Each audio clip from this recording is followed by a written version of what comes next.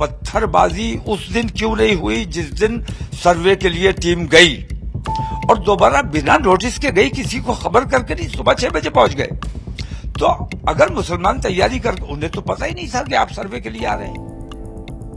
तो मुसलमानों को बदनाम करने के लिए, मुसलमानों को टारगेट करने के लिए, मुसलमानों पर गोली चलाने के लिए ये काम करवाया गया है।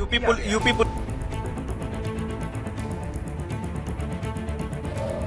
कतई तैयारियां थी, पूरी मुकम्मल तैयारियां थी, और ये तैयारियां मुसलमानों की जानिब से नहीं थी। सर्वे टीम गई, उनके साथ जो हिंदूवादी गए, उन लोगों की ये तमाम प्लानिंग थी कि अगर मुसलमान, जैसे पिछली बार सर्वे के टाइम उन्होंने रिएक्शन नहीं दिया और इस बार भी अगर रिएक्शन नहीं दिया, तो उन्होंने ये पत्थरबाजी अपने लोगों से करवाई है।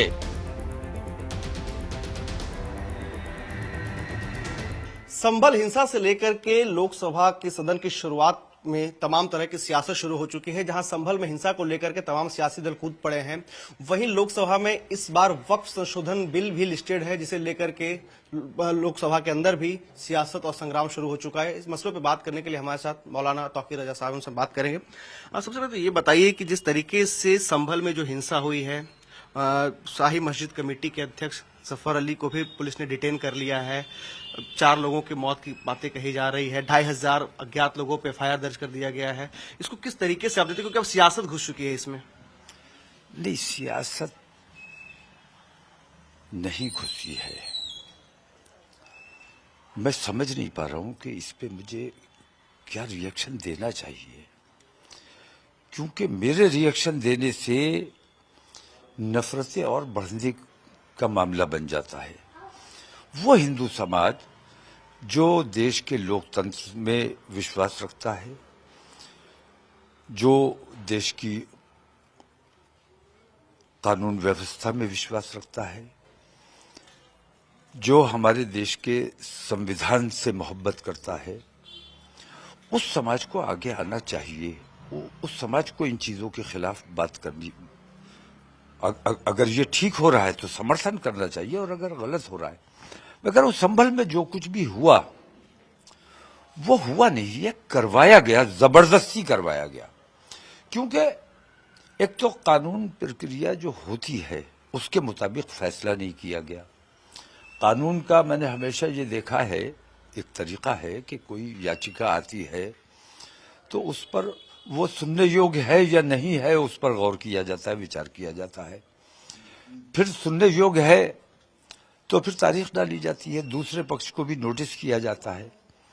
तो ये सारे जो प्रक्रिया है इसको नहीं अपनाया गया, और आनन फानन में इधर याचिका आई, उधर उन्होंने ऑर्डर किया, और उधर प्रशासन और पुलिस तैयार बैठे थे, क्योंकि ये सब मिलीभगत से हुआ है।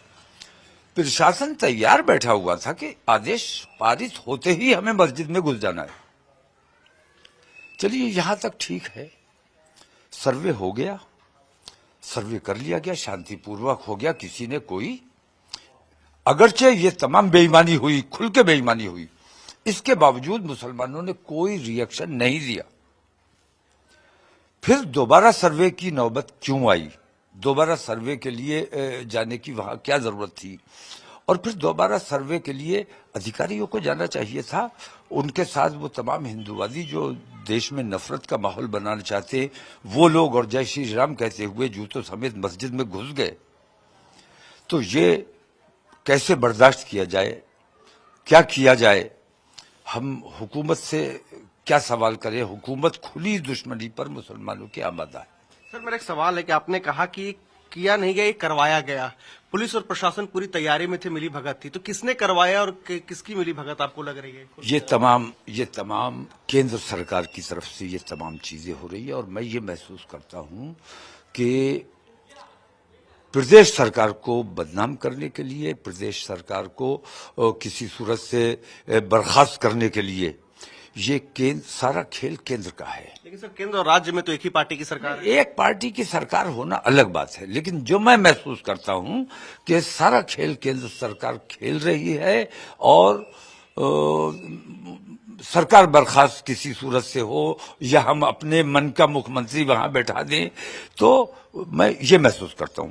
सच्चाई ये है कि केंद्र सरकार देश में अफरा तफरी का माहौल पूरे मुल्क में, अब जब वो मणिपुर में इतनी बड़ी हिंसा हुई और आज भी जारी है, जब उसके लिए कुछ नहीं कहते हैं तो वहां तो फिर संभल के मुसलमान बच्चों का जो कत्ल किया गया, शहीद कर दिया गया, उन लोगों के लिए क्या कुछ कहेंगे और क्या कुछ कर पाएंगे?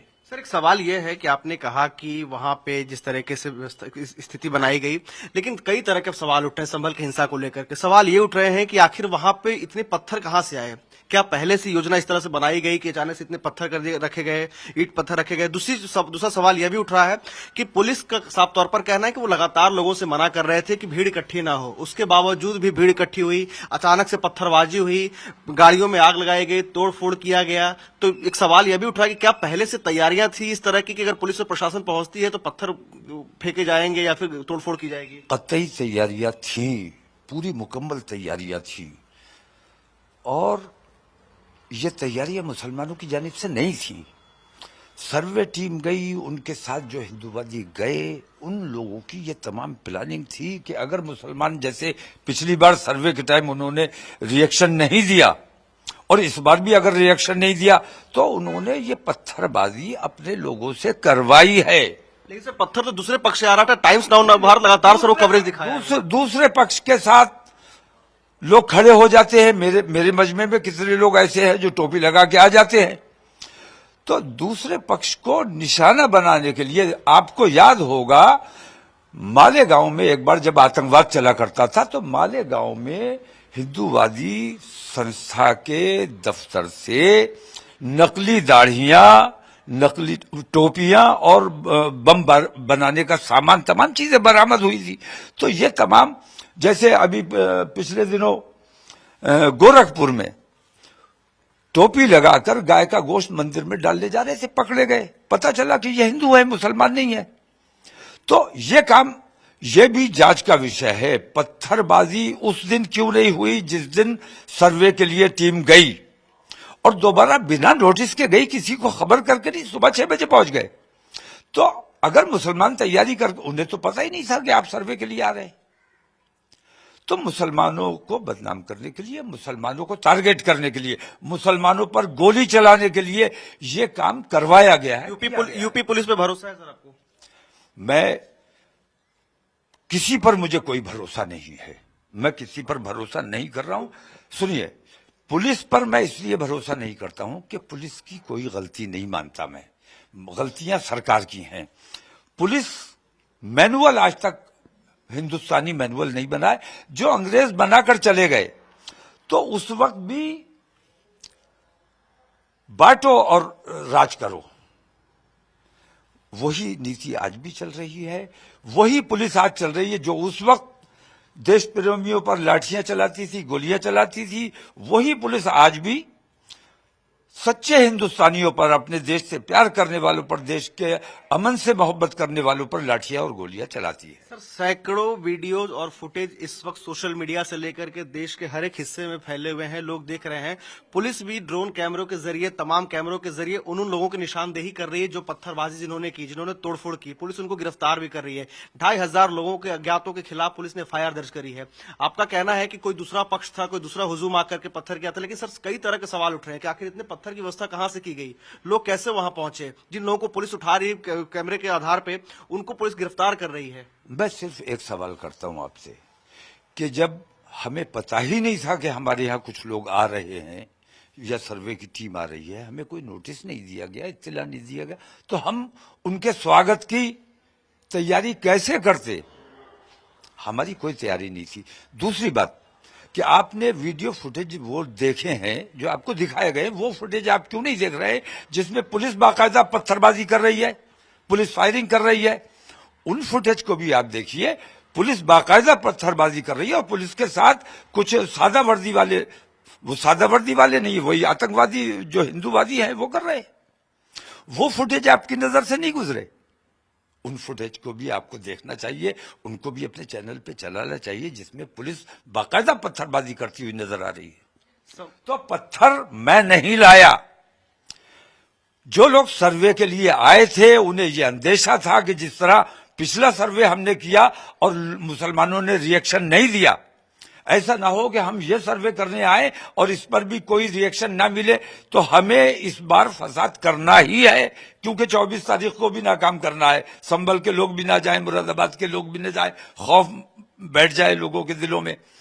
तो बाकायदा मुनज्जम साजिश करके मुसलमानों ने पत्थरबाजी नहीं की है। ये लोग अपने इंतजाम पत्थर अपने साथ लेकर आए थे। बहुत शुक्रिया आपका। संभल हिंसा को लेकर के मौलाना तौकीर रजा के अंदर कितना गुस्सा है, क्या कहना चाहते हैं? नहीं, मेरे अंदर गुस्सा नहीं है। मैं फख्र महसूस कर रहा हूं अपने बच्चों पर जो रसूल आजम के नाम पर शहीद हो गए, जो अपने इस्लाम के नाम पर मुसलमान होने की वजह से जिन्हें शहीद किया गया है। मैं उनकी मौत पर फख्र कर रहा हूं और उनके अहले खाना के गम में बराबर का शरीक हूं। और मैं संभल जाऊंगा भी, जाने का इरादा है। आज जाऊं या कल जाऊं, संभल पहुंच रहा हूं। एक सवाल लास्ट, एक आखिरी सवाल लूंगा सर कि संसद भवन में इस बार वक्फ संशोधन बिल को लेकर के लिस्टिंग है, क्या कहेंगे? वक्फ को लेकर के पूरा सियासी संग्राम मचा हुआ है, लोकसभा राज्यसभा दोनों आज एडजन हो गया। पार्लियामेंट चलाने वाले लोग, पार्लियामेंट में बैठने वाले लोग, सत्ता पक्ष के लोग खास तौर से अगर वाकई अपने देश से मोहब्बत करते हैं, अपने देश में अमन व अमान बना के रखना चाहते हैं, तो उनकी ये जिम्मेदारी है कि मुस्लिम जो नफरत फैलाने का काम किया जा रहा है और मुसलमानों के खिलाफ जिस किस्म की कार्रवाई की जा रही है, उस कार्रवाई को बंद किया जाना चाहिए। और ऐसा कानून, अगर वाकई तुम ईमानदार हो तो तुम्हें ऐसा कानून बनाना चाहिए जो देश में अराजकता का माहौल ना बने। और खास तौर से मैं आपसे कहता हूं कि आप पुलिस का इस्तेमाल कीजिए, प्रेस का इस्तेमाल कीजिए, प्रशासन का इस्तेमाल कीजिए, लेकिन अल्लाह के वास्ते अदालतों का अपने फायदे के लिए और इस अराजकता के लिए अदालतों का इस्तेमाल मत कीजिए। क्योंकि अगर न्याय से लोगों का भरोसा उठ गया तो हिंदुस्तान में जंगल राज कायम हो जाएगा। सर, आपका बयान एक मैं सुना था, मुझे आज भी याद है कि अगर वक्फ बिल संशोधित किया गया तो मुसलमान इस देश के सड़क पर उतर जाएंगे। वक्फ बिल इस बार जो है सर वो लिस्टेड है, तो क्या आप कहेंगे उस बयान को लेकर? वक्फ बिल के लिए जो लोग लड़ाई लड़ रहे हैं, जो लोग एहतजाज कर रहे हैं, हम सब एक साथ हैं। तकरीबन 5 करोड़ ईमेल्स भी पहुंचे हैं, लेकिन मुसलमानों की कोई बात सुनने को हुकूमत तैयार नहीं है। मैंने कहा ना कि खुली दुश्मनी का ऐलान कर दिया। उन्होंने कहा एक रहोगे तो सेफ रहोगे। किससे खतरा है? मैं पूछता हूं, किसको एक रहने की बात कह रहे हो और किससे खतरा है? अगर प्रधानमंत्री किसी एक समाज का या किसी एक मजहब का प्रधानमंत्री है तो ये बहुत बड़ा अन्याय आप अपने देश के साथ कर रहे हैं। 140 करोड़ के आप प्रधानमंत्री हैं। आपको ये जो आपका लहजा है और ये जो तरीका है, एक रहोगे तो सेफ रहोगे, तो क्या थोड़ी सी तादाद है मुसलमानों की, कमजोर है, गरीब हैं, मजबूर हैं, इतनी बड़ी भारी तादाद है आपकी। हिंदू समाज अगर बटा हुआ भी है तो भी मुसलमानों से ज्यादा है। तो इतनी भारी तादाद होने के बावजूद आप हिंदू समाज को मुसलमानों से डरा रहे हैं। आपकी सरकार होने के बावजूद आप हिंदू समाज को मुसलमानों से डरा रहे हैं। तमाम पुलिस, तमाम सैनिक और अर्धसैनिक बल आपके पास हैं, फिर भी आप हिंदू समाज को मुसलमानों से डरा रहे। इसका मतलब ये कि आप हिंदू समाज के हितैषी नहीं है, बल्कि हिंदू समाज को नुकसान पहुंचाने का काम कर रहे हैं।